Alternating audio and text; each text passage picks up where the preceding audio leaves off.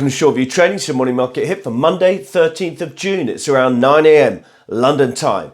So what should traders be looking at? Those who think on a 1 to 2 week time frame, the swing traders who like to think about S&P equity index future direction and which way they're traveling. That's what we're going to talk about in this video. And by the way, if you like it, please do subscribe, click on the like button and share it on social media. It's all free content.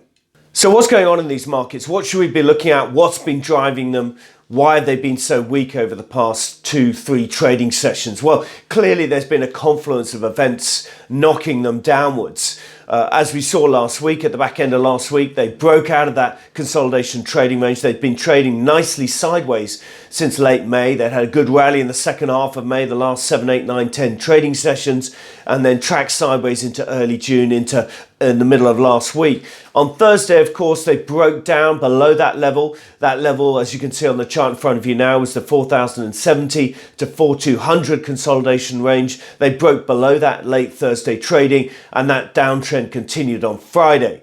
Driving that was a couple of things. Firstly, the ECB was disappointing on Thursday. The market was expecting a plan to contain the peripheral bond spreads, but they got no such plan, just the odd vague hint that they might do something perhaps.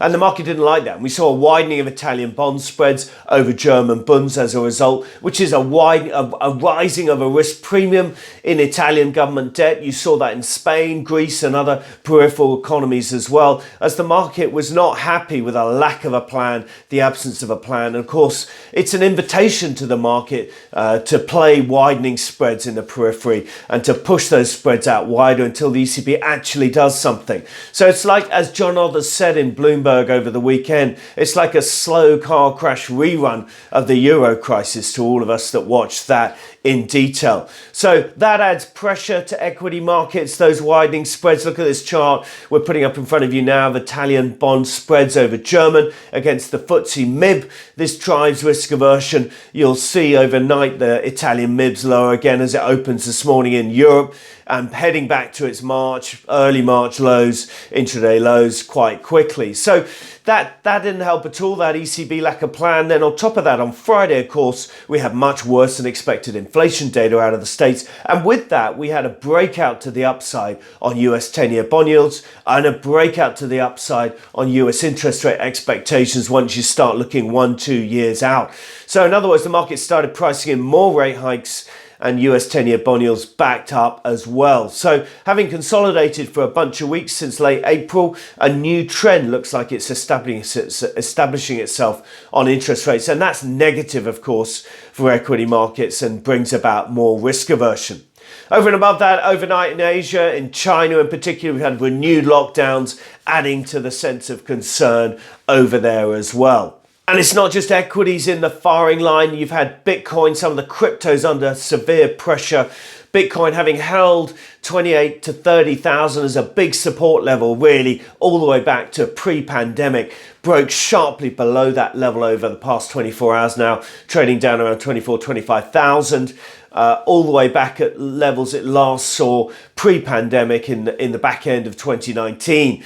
That was, of course, partly to do with risk aversion in global financial markets, but also on the back of this Celsius story, one of these other coins, which is down dramatically, I think over 50% over the past 24 hours, down 97% from its highs and down dramatically in the last few weeks. So the key question is, what's next for these equity markets? How do you play them? Well, it's pretty clear that the bearish trend has re-established itself. So it's all about looking for entry points over the course of the next day or two as we see intraday, likely wild intraday swings as we're back in that high volatility environment. So resistance levels are key. All the key levels on the S&P need to be watched closely. And the way our models evolve, our 1 to 2 week models evolve over the course of the next few trading sessions is also critical. So for a full update on how we're playing this, where we're looking to enter the short side, what our models are saying, our 1 to 2 week market timing models, please see today's daily rag that's available to subscribers via the website. Or if you'd like a free trial, simply click on the link below. We'll send it to you for free for 7 trading sessions.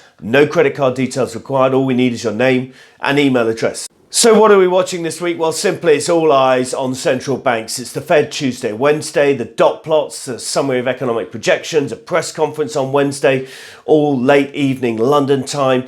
all important, all will be watched closely. Will the Fed surprise to the upside? We know they're going to raise rates by 50 basis points. May they even do a bit more?